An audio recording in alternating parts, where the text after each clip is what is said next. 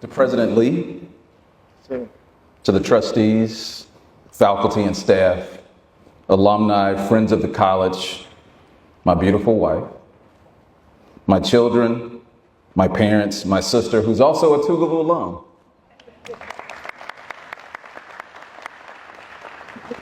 And above all, the scholars of Tougaloo College. Good morning.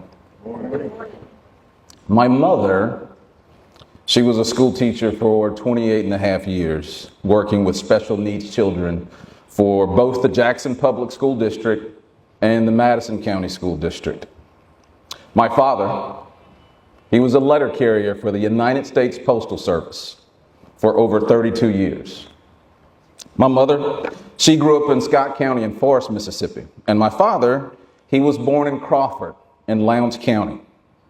And as a child, I spent the bulk of the summer in Scott County on the farm, where my grandfather, my uncles, and my cousin and I, we would take care of the cows, we would bush hog the pasture, we would go to the sale barn, we would fix fence, and we would ride horses late into the evening. I spent almost every 4th of July in Columbus, Mississippi with my dad.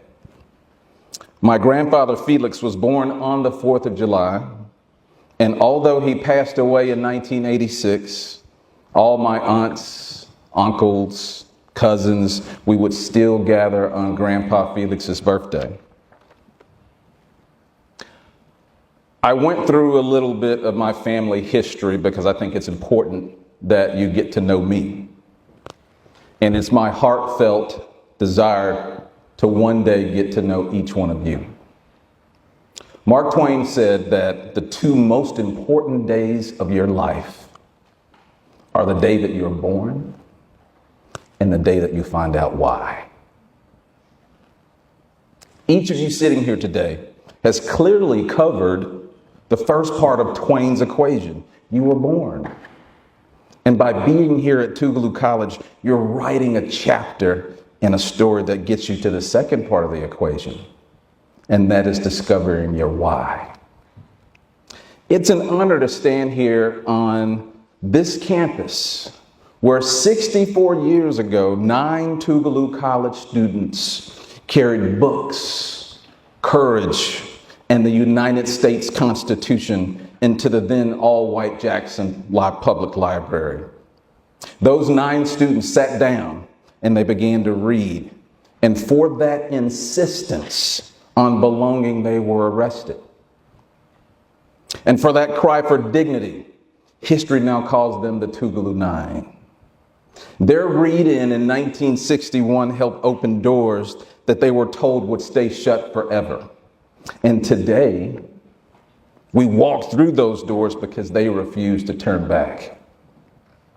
1 month ago, almost to the day, I stood before a packed room at the Mississippi Museum of Art at a conference called All In on Mississippi. And I introduced a panel discussion on a topic that I believe to be one of Mississippi's most challenging and persistent economic development problems. That issue is the brain drain.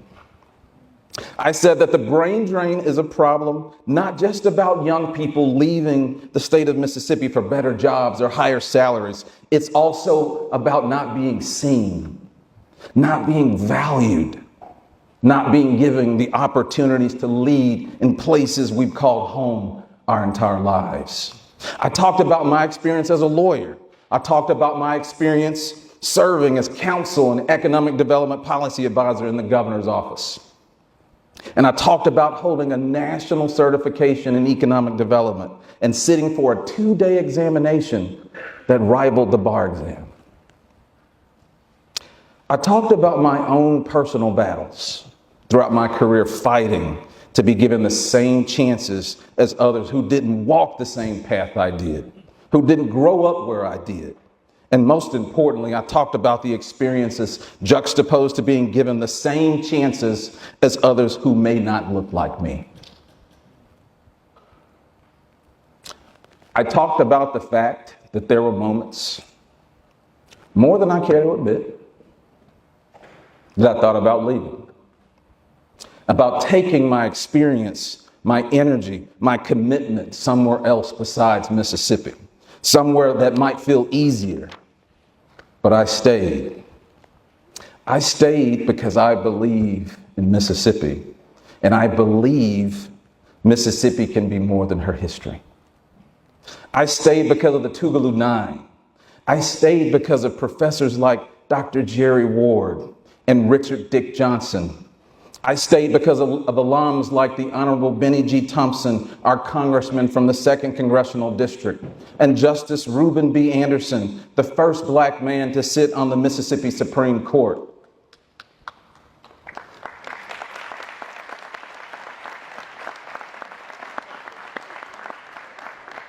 I stayed because Derrick Johnson, the president of the NAAPC, stayed.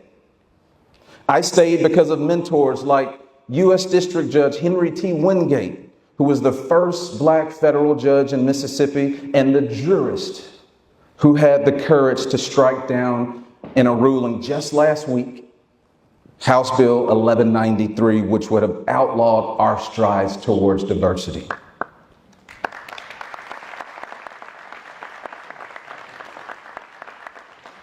I stayed because of the bravery of U.S. District Judge Carlton Reeves in his 2015 speech at the sentencing of 3 white men who killed 48-year-old James Craig Anderson in a parking lot in Jackson, Mississippi in 2011. I stayed because I want the next black lawyer or engineer or educator from Jackson, Greenville, or Clarksdale to know that you can stay right here in Mississippi, a state that I love and rise to. But you know, the most important thing I said at that art museum that day, in a room that included Jamie Dimon, the chairman and CEO of JP Morgan Chase, Mayor John Horn, the newly elected mayor of the city of Jackson, billionaire potential gubernatorial candidate Tommy Duff, and Andy Lack, the founder of nonprofit digital newsroom Mississippi Today. I said that we have to be honest with ourselves and each other. We have to be honest. Staying only works if we're willing to change the systems that push people out in the first place. We don't lose talent because we lack it. We lose it because we don't recognize it. But my faith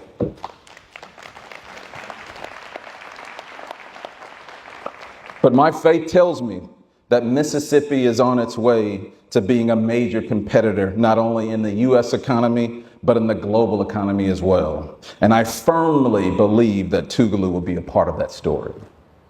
To me, Tougaloo has never been merely a place where students take classes. It is a place where Mississippi and America come to be made better. From the quiet discipline of research that goes on in Kinchlow Hall to the moral noise of the movements for justice in sacred places like Woodward Chapel. This college has proven again and again that academic excellence and social responsibility are not competing priorities. They're the twin engines of progress.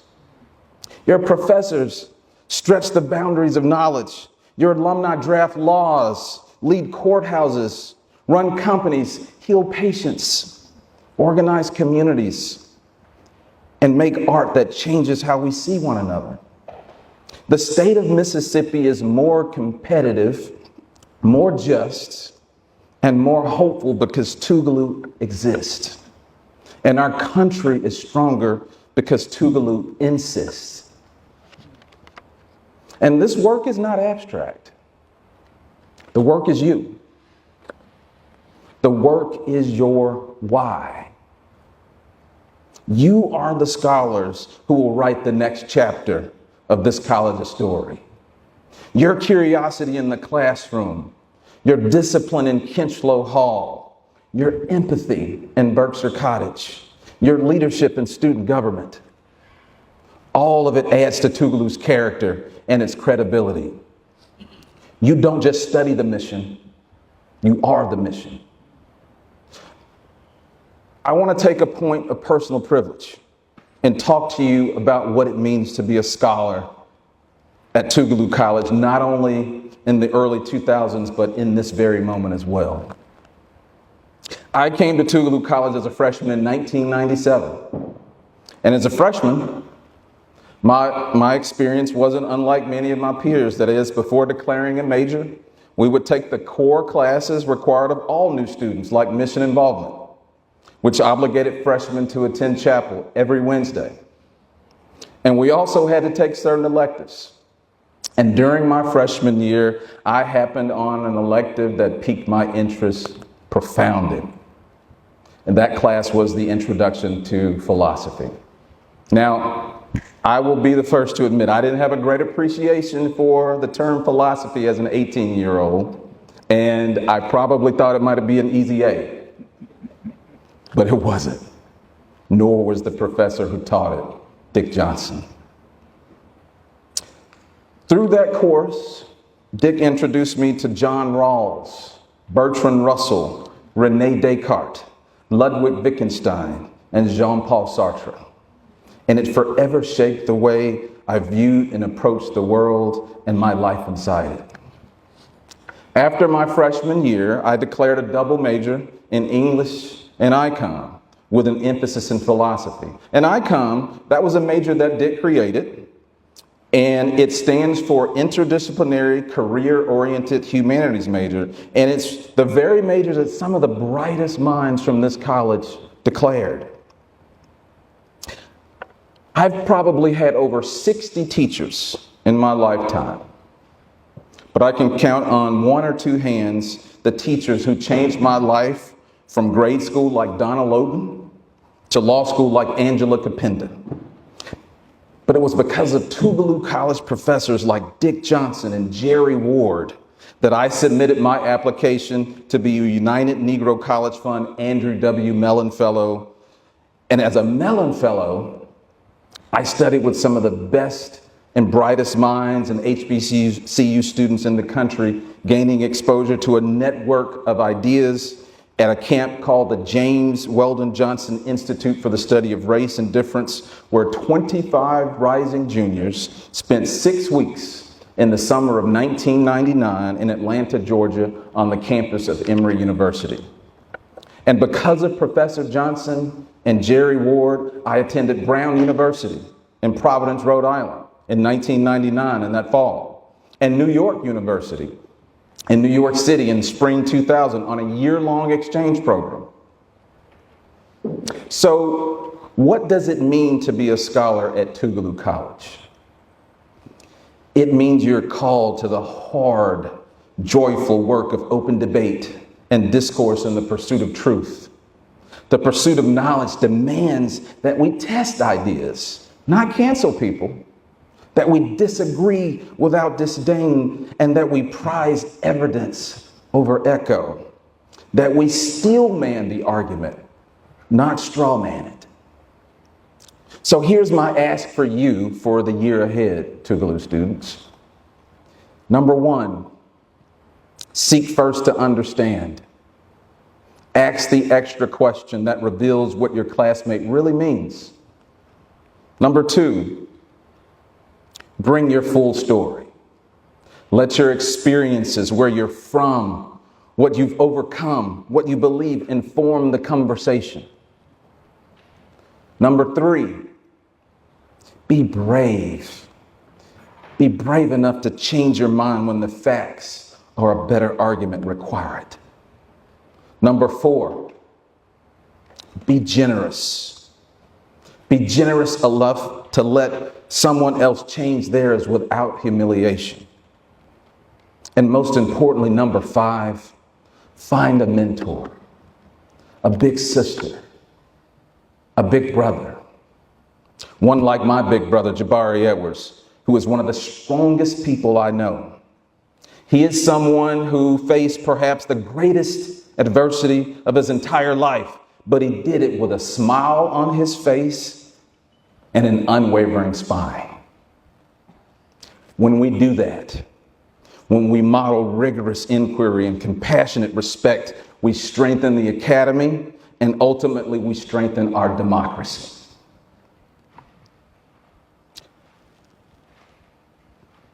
"17 years ago, Then Senator Barack Obama gave a speech in Philadelphia called A More Perfect Union. He began with the Constitution's opening promise and then faced head-on the discomfort of that moment. How to respond to the painful words from his pastor without pretending that race in America could be wished away.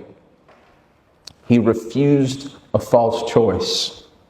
He would not disown a man who had walked with him any more than he would disown his own family or the communities that had formed his life. He insisted that people are complicated, that love and loyalty can coexist with honest critique, and that our union, though imperfect, can be perfected by truth-telling, which is the work that can be the blueprint for leadership as well as campus life. Examples of that include the work of Mississippi Today and the stories that they publish, and the courage of those reporters who speak truth sometimes in the face of great retribution. We need that same honest complexity today. We live in a time when the very language of diversity, equity, and inclusion is contested. Some hear those words and think fairness overdue. Others hear them and fear exclusion by name. But here at Tougaloo College, let us resist the talking heads. Let us do the slower, braver work of seeing one another whole, acknowledging real harms and real fears, refusing to flatten anyone into a single story, and refusing to settle for a country where a child's life chances are predicted by a zip code or their skin color. That is the honest work of building a more perfect union, a more perfect Tougaloo, a more perfect state. And if you need proof of this discipline and truth and courage that it bears, look to the people who sat where you sit right now. Look to Congressman Thompson, a son of Tougaloo, who has represented Mississippi's congressional district since 1993 and become one of the nation's most respected voices for security, voting rights, accountability. He didn't just make it to Washington, he took Tougaloo with him. Look to the Honorable Reuben B. Anderson, Tougaloo graduate, trailblazer, and the first Black justice on the Mississippi Supreme Court. When Justice Anderson ascended to the bench in 1985, he altered what young Mississippians could imagine for themselves, and he still does, given that I witnessed him firsthand when he helped to inaugurate Mayor John Horn in front of a diverse audience on a diverse stage, both racially and politically. Look to attorney Constance Slaughter Harvey, Tougaloo alumna, the first Black woman to earn a law degree from the University of Mississippi, and later the first Black female judge in our state. She turned first into futures, mentoring generation after generation to step through the doors and hold them open. Look to Derek Johnson, Tougaloo graduate and the president and CEO of the NAACP, who reminds America that advocacy anchored in community can still bend policy towards possibility. Look to his work around economic development and the recently launched $200 million venture capital fund called NAACP Capital that will invest in fund managers and startups focusing on closing gaps in disadvantaged communities throughout our country. These leaders did not and do not agree on everything. They don't have to. But what they share is a Tougaloo forged conviction that truth and service belong together, and that Mississippi deserves the very best of their minds and their talents. The Tougaloo Nine teach us that scholarship without courage is incomplete. So Congressman Thompson, Justice Anderson, Judge Slaughter Harvey, and President Johnson teach us that courage without preparation is reckless. You need both. The rigor to know and the backbone to act. So whether you're studying biology or history or economics or education, whether you're training to be an artist, who unsettles us in the best ways, or a mathematician who solves problems that we haven't even thought of yet. Do it excellently. Do it ethically. And do it for more than yourself. Let your degree be a promise that you will use your talent to lift as you climb. I also want to speak a word of hope not only for Tougaloo, but for Jackson as well as my beloved Mississippi and the fragility of democracy in this country that I love. For Tougaloo, your partnerships, your faculty talent, your alumni network, and most importantly, your students. Your students position this college to lead in the sciences, in the humanities, in public health, in entrepreneurship, in teacher training and technology. The next breakthrough can be born right here on this very campus. A campus whose property lines run through Hinds County, Madison County, the city of Jackson, and the city of Richland. Tougaloo College is intricately nestled between I-55, with property lines crossing I-220, buttressing one of the fastest growing corridors in the country, and that's Highland Colony Parkway. I believe Tougaloo's economic future is tied to creating direct access to I-220 and Highland Colony Parkway, building a mixed-use development with housing, research, retail, healthcare, and education on its bustling 500 acres.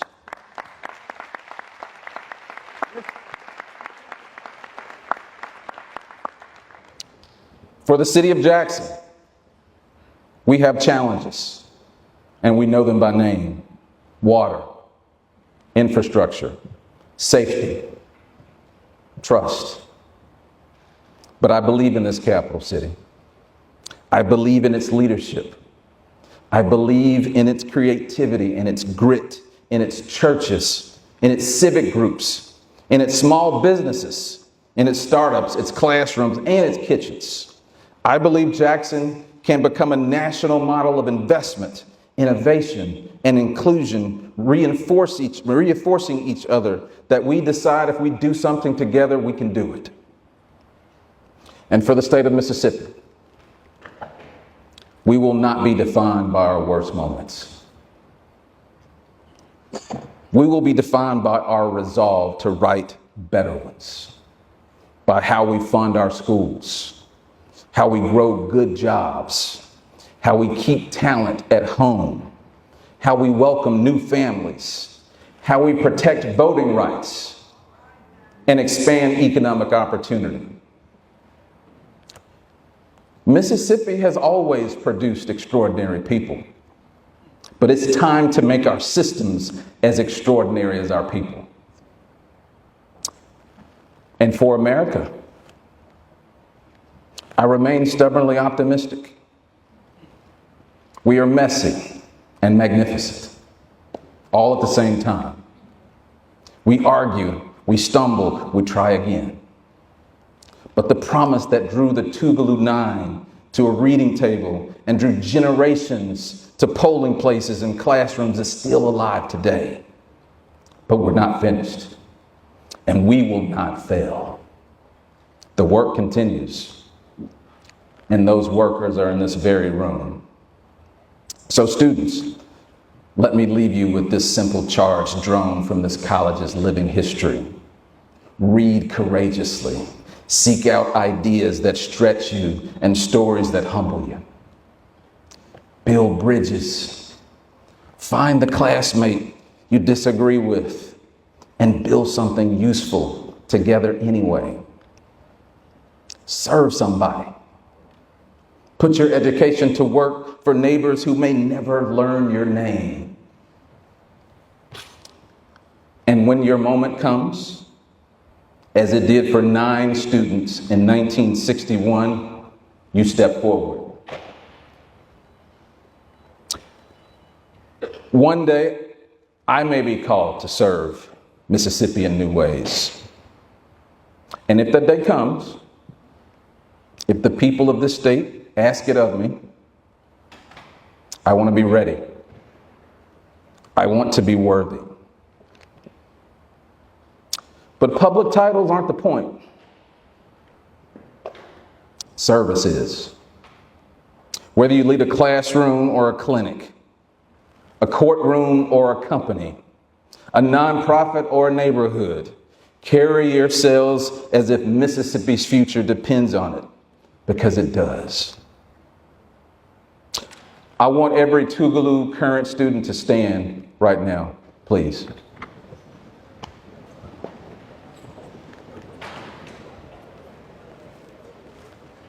I want you to repeat after me. I am a Tougaloo College student.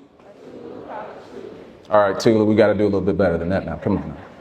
I am a Tougaloo College student. I am a Tougaloo College student. I am a Tougaloo College student.